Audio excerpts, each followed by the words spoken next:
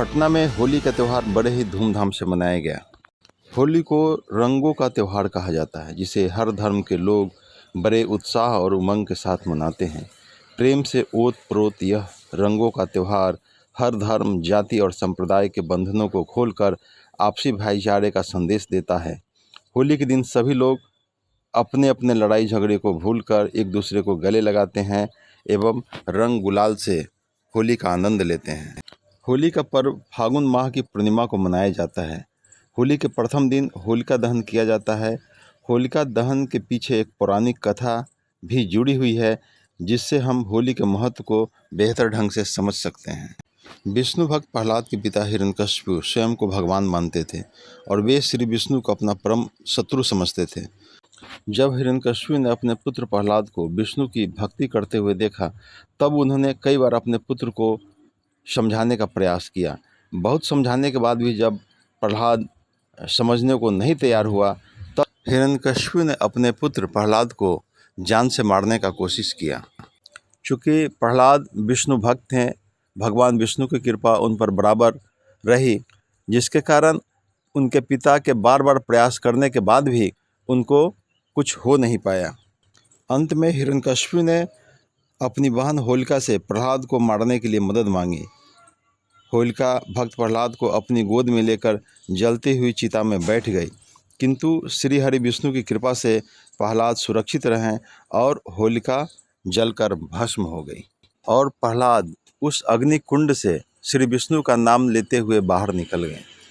तभी से ही होलिका दहन का प्रचलन हो गया और तभी से ही असत्य के ऊपर सत्य के विजय रूपी इस त्यौहार को हम लोग मनाते आ रहे हैं।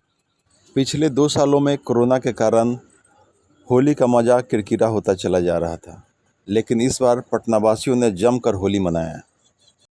होलिका दहन के दूसरे दिन बच्चे और युवाओं को कीचड़ से भी होली खेलते देखा गया। लोगों ने एक दूसरे को रंग और गुलाल लगाकर होली की शुभकामना दी और बधाई दी। शाम में मंदिरों में दर्शन करने वाले श्रद्धालुओं का तांता लगा हुआ था। पटना के बीचों बीच स्थित पंच शिव मंदिर में भी लोगों का भीड़ देखा गया।